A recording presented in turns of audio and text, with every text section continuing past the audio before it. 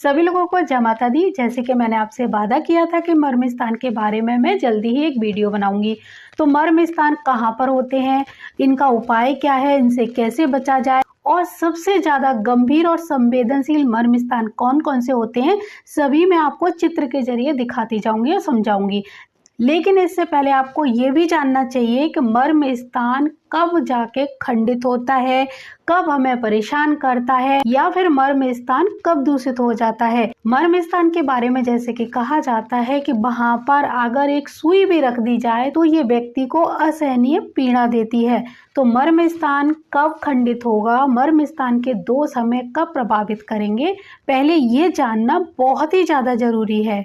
वास्तु शास्त्र कहता है कि जब घर का निर्माण होता है तो घर अपने आप को बचाकर चलता है, वो किसी भी मर्म स्थान पर दोष नहीं आने देता।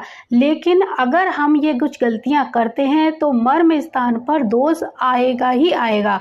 मर्म स्थान पर दोष कब आता है, जब हम निषिद्ध तिथियों में घर का निर्माण करते हैं, शुक्र तारा अस्त होने की दशा में हम घर का निर्माण करते हैं, पंचकों में घर का निर्माण करते हैं और राहु काल में घर के निर्माण की शुरुआत करते हैं, तब मर्म स्थान पर वास्तु दोष आता ही है। अन्यथा अगर इन सभी को ध्यान में रखकर आप घर का निर्माण करेंगे तो कभी भी मर्म स्थान पर वास्तु दोष नहीं आएगा। तो हमेशा घर बनवाते समय एक अच्छा मुहूर्त निकलवाएं और जितनी भी चीजें मैंने बताई हैं इनका ध्यान करें कि कहीं शुक्र तारास्त तो नहीं है, पंचक तो नहीं चल रहा, या फिर निषिद्ध तिथियां जिनमें घर का निर्माण नहीं करना चाहिए उसमें तो नहीं आप करने जा रहे। इसी प्रकार मंगलवार और शनिवार के दिन भी घर का निर्माण नहीं किया जाता।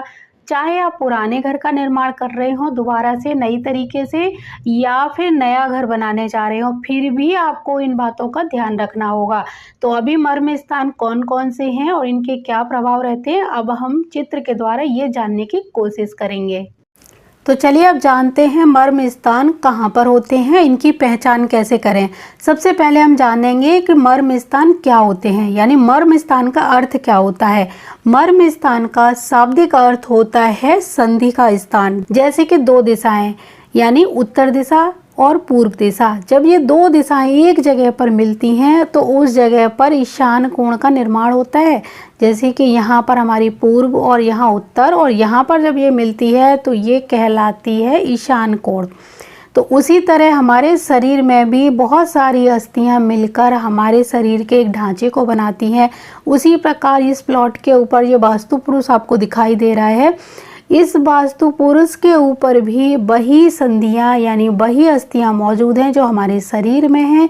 और यहाँ जो आप डॉट देख रहे हैं लाल, पीले और नीले, यही डॉट होते हैं मर्म स्थान वाले पॉइंट।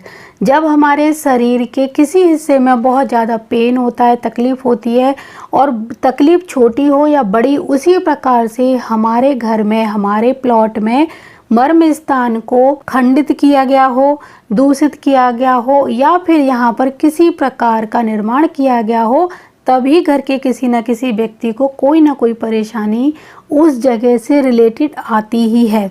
कुल मिलाकर अगर कहा जाए तो वास्तु पुरुष के शरीर पर कोई भी ऐसी कील, खंबा या फिर नुकीली चीज आ जाए जो उस वास्तु पुरुष को परेशान कर रही हो, वही घर के मेंबर को भी परेशान करती है। ये होते हैं मर्म स्थान। अब आप में से काफ़ी लोगों के मन में विचार आएगा कि ऐसे तो घर बन ही नहीं सकता है, इस तरह तो मर्म स्थान हर जगह होगा, दीवार ही खड़ी नहीं हो सकती। लेकिन ऐसा बिल्कुल भी नहीं होता है। मर्म स्थान के जो पॉइंट मैं आपको बता रही हूँ, बस आपको उन पॉइंट पर कील या खंबा नहीं लगाना है, बाकी आप दीवार लगाएंगे तो दीवार से कोई फर्क नहीं पड़ता है। सबसे पहली बात आपको ये ध्यान रखनी है। जो अति मर्म स्थान होते हैं उनको किस तरह बचाया जाता है, और जो मर्म स्थान होते हैं उनको किस तरह बचाना चाहिए, ये आप पूरा वीडियो जब देखेंगे तब आपको आसानी से समझ आ जाएगा। और इसमें डरने घबराने की कोई बात नहीं है। आपको सिर्फ जो पॉइंट बताए जाएं उस पॉइंट पर आपको ध्यान रखना है कि कैसे इसे बचाना है, इस पर क्या नहीं करना है।